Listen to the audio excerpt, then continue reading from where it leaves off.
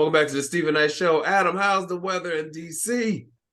The weather is good in the day and then cold at night. Yeah, same here. Yeah, I'm ready for it just to be good all day and night. This pollen is kicking my butt, but yeah, Oh well, we haven't had that yet, thankfully. It's not been too bad up here yet. yeah. Anyway, well, I'll let you all take away movie reviews. Sure thing. So I finally went to a movie theater as of late to see a movie I talked about last week. So I feel like I'm doing good. I'm on track. But I went to go see Operation Fortune, Ruse de Guerre. And this is the latest Guy Ritchie film, a spy action film, kind of along the vein of his usual fare. But it stars Jason Statham, Aubrey Plaza, Josh Hartnett, who I haven't seen in probably 20 years on film, Hugh Grant, and a few other people. And it follows the story of course, a missing package that turns out to be some kind of important device that can change the world for the worst. And Jason Statham plays the character's name is Fortune. I can't remember the last name, but he's kind of the head of this action operation that's going to go in and find the device and get it before anyone else can, which involves him and Aubrey Plaza as his partner and a few others to kind of infiltrate Hugh Grant, who plays this arms dealer billionaire arms dealer that's really a big fan of Josh Hartnett, who is an actor in the film that has done a lot of action movies. So they're bringing him in to kind of be the bait while they figure out what's going on and trying to track things down and get to the device. So without spoiling too much, it was really good. I enjoyed it. I've said this before. I like most Guy Ritchie movies. I'll go see them, good or bad. This one doesn't break any ground. It's nothing special, but you know what you're getting into. Some fun action scenes, some good comedy, and just like an all-around good time at the theater. So highly recommend if you're looking for something that's not too serious and nothing too over the top. And that's all I was able to catch. I'm still watching Last of Us. Of course, another great episode this week. It'll be interesting. And I don't know if there's 9 or 10 episodes. I assume 10, the usual style, but it'll be good to see how, the season finishes up.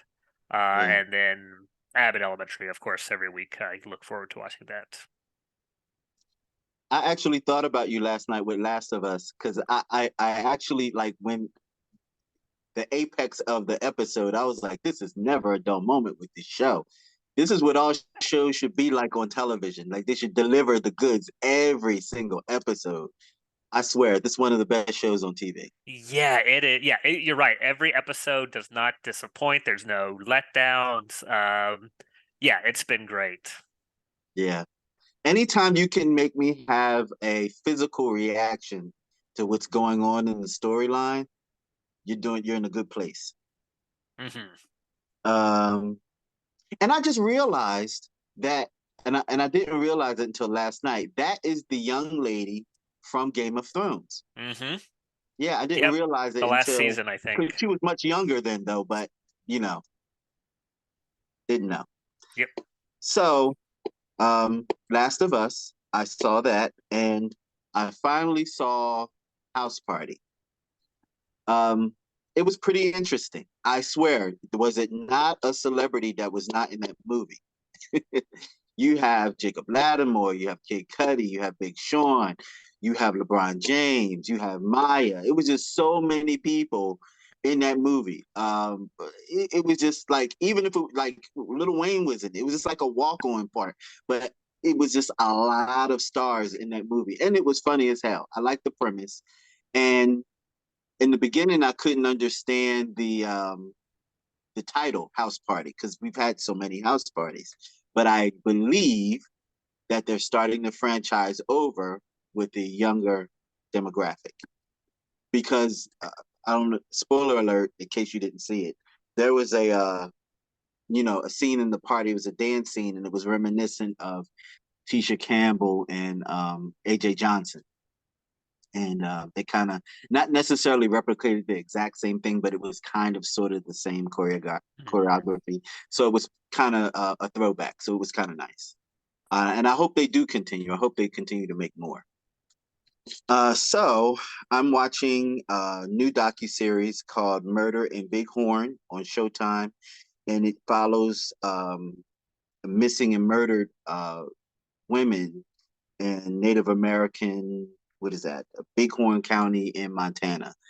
And so it's investigative reporting, and it's told from the point of view from the Native Americans that live in Bighorn, and they're journalists and uh, lawmakers that are involved in trying to get justice for the women that are missing.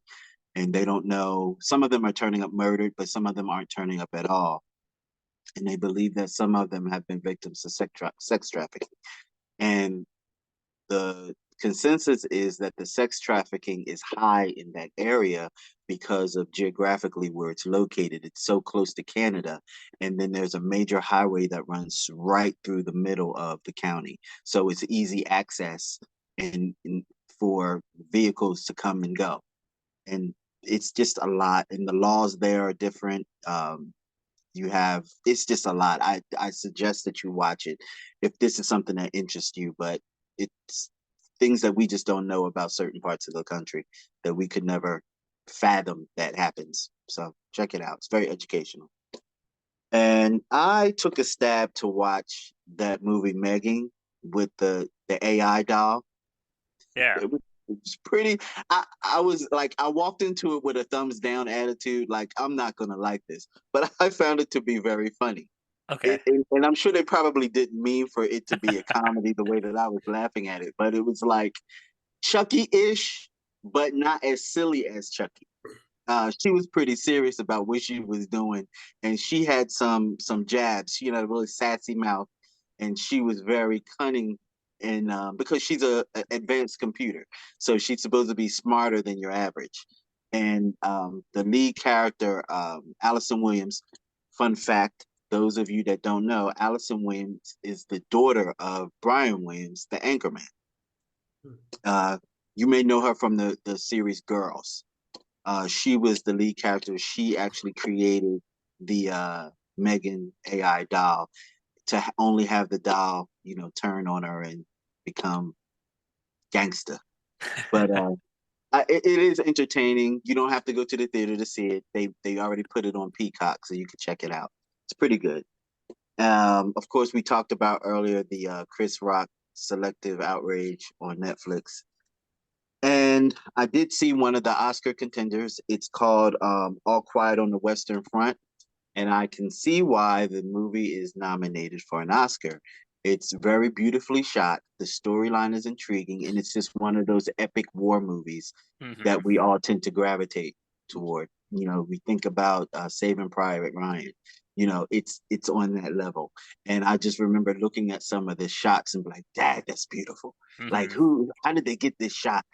Someone had to be up at like the crack of dawn on a cliff, Yep. getting the perfect shot, and you can see the work and the effort put into it. um the snow drifts, the Hmm. trenches, it was just a lot of work put into the production, and it showed, and I can see why they're nominated.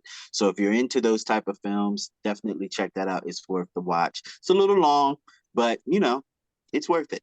Yeah, and it's not a happy ending. Not that Yeah, World War One like had a yeah, lot of highlights, but yeah, it's a rough one too at points. yeah, it is, it is.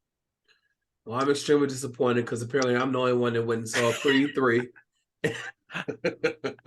Which I won't give my review. I'll just say that I thought it was a great movie. Michael B. Jordan did an amazing job directing it. I know they used the new technology in shooting this one, and it was really, really good. Was it the This, and best this was one of actually. the three? I'm sorry. Was it the best of the three so far? I'm not sure if it's the best of the three, but it made the most money out of the three. Because it broke records for that franchise. Um, and I will say that this was the first time I went to a theater that was packed. I went on Mm. Friday and it was packed, but it was really good. It was really, really good.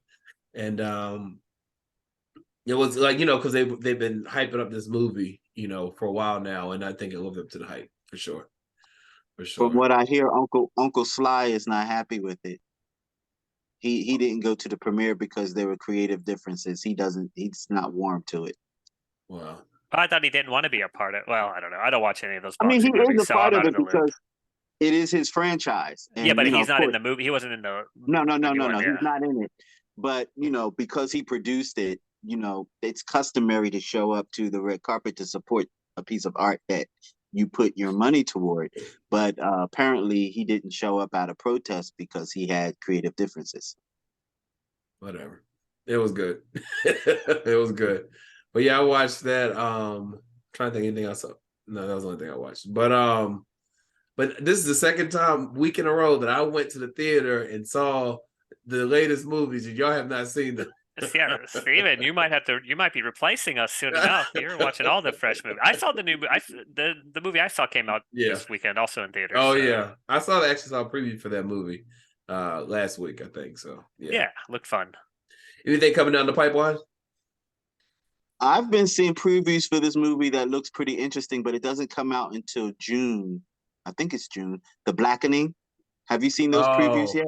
yeah, I did. I'm pretty interesting because it's pretty interesting to me because apparently has an all black cast and it's supposed to be a straight up slasher movie. Mm-hmm. And you know how us melanated people normally do in slasher movies.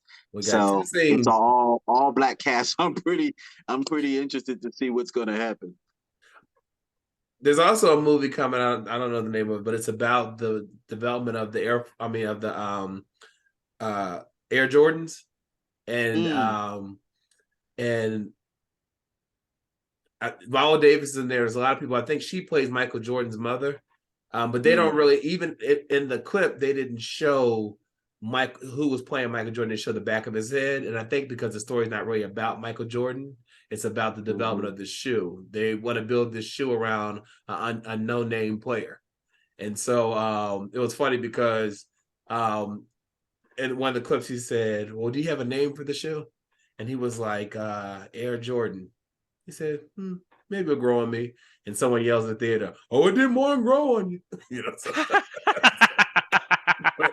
but that looks That's like it's gonna awesome. be a good movie. It has a I great cast. Remember? I can't imagine. I mean, the only person that can play Michael Jordan in the movie has to be Michael B. Jordan, right? I mean, it's in the name. Right. It's destined. Exactly. But yeah, but they didn't show. They just showed the back of him, like going into a meeting, but they didn't show who plays Michael Jordan. But they did show Viola, Mm. and I remember when I saw Viola Davis, I remember her posting flyer, for this movie. So yeah. Nice. All right, guys. Well, as always, thank you for letting us know what to spend our time and money on and what not to. And we'll see you next week. All right, thanks. All right, right back after All this. right.